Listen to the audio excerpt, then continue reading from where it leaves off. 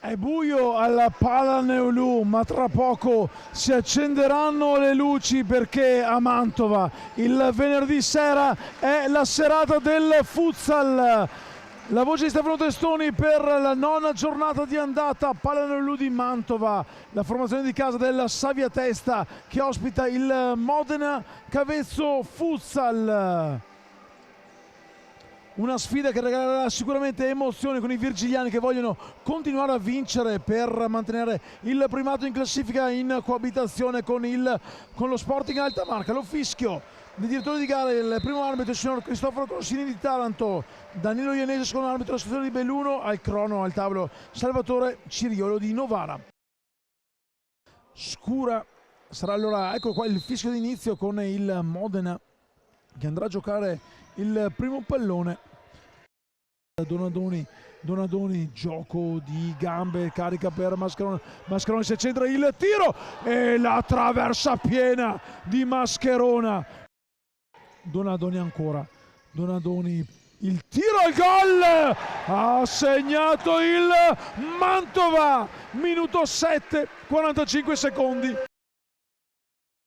Palla lunga per Lozano, Alicante di gran corsa, Alicante, ottimo l'intervento, ma c'è il pareggio immediato, ha segnato il Modena. Leleco, l'imbucata per Wilde, ha segnato il Mantova, torna in vantaggio, minuto 9, 51 secondi. Palla scodellata dietro per Leleco che la mette giù, Leleco va a caricare il sinistro, poi calcia con il destro, ottimi riflessi di Giunigno. E poi ripartirà allora il Mantova da dietro con Donadoni per Leleco, recupera ancora il pallone ma bravo Romano a prendersi la sfera, Romano, il sinistro che esce di poco a lato. Giunigno verso Bensad alla corrente e il gol divorato da Diego Cuomo. Il pallone a far ripartire Misel, ha segnato il Mantova dopo 1 minuto e 30 secondi il Tris, gol numero 9 in stagione. Giunigno, Bensad, pallone in mezzo che resta ancora lì, il tiro fermato, ancora il Modena a provare, poi Casassa e Mattarese. Il tocco proprio per Bensad, ha segnato il Modena, si porta sul -1 la formazione canarina con il sigillo del numero 13 Akan Bensad. Romano per Mascherona si accentra di sinistro e trova il gol del 4-2 con un pizzico di fortuna Mascherona che riporta sul +2 i suoi. Che non può finalizzarsi perché è ottimo l'intervento mantovano, quindi c'è il fallo con Mascherona che viene ammonito per la seconda volta o forse addirittura rosso diretto per un fallo di reazione,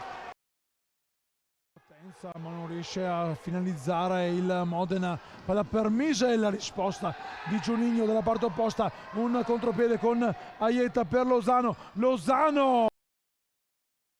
esce dai pali, protegge però ancora la propria porta, palla per Bensad e la doppietta del numero 13 Bensad, ha segnato il Modena Cavezzo. Da Leleco, Giunigno, strepitosa la parata dopo una grandissima azione del capitano, un cost to cost.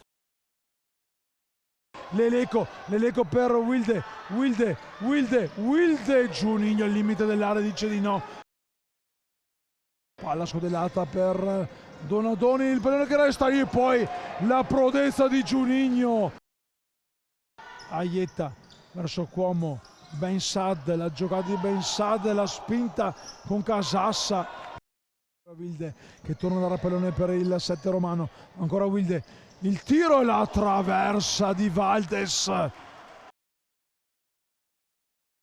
Palla per Wilde in mezzo per Misel, poi praticamente la toglie da un gol quasi fatto Romano. Palla per Grosso dalla parte opposta e Giunigno, prodezza, gol del Mantova! Juninho prima compie la prodezza, poi nulla può sul nuovo +2. 15 secondi, speranze ormai vane per un Modena che è stato comunque sempre in partita, ma è stato colpito più volte. Attenzione che la riapre sull'errore difensivo il Modena Cavezzo con Lozano. Finisce qui, la sirena suona e concretizza i 3 punti importanti alla Mantova, che si tiene la vittoria in casa contro un Modena Cavezzo che ha giocato un'ottima partita. Un Modena Cavezzo a cui vanno i complimenti vista oggi la classifica. Stefano Testoni, grazie ovviamente alla regia virgiliana della Salvia D'Este Mantova per questa sfida che ha regalato emozioni e qualche brivido di troppo per un Mantova che, ripetiamo, questa sera torna solitario in vetta alla classifica in attesa della sfida dei trevigiani dello Sport di Alta Marca. Stefano Testoni, grazie, buonanotte, appuntamento alla prossima, sempre live qui dalla Palla Neolù di Mantova.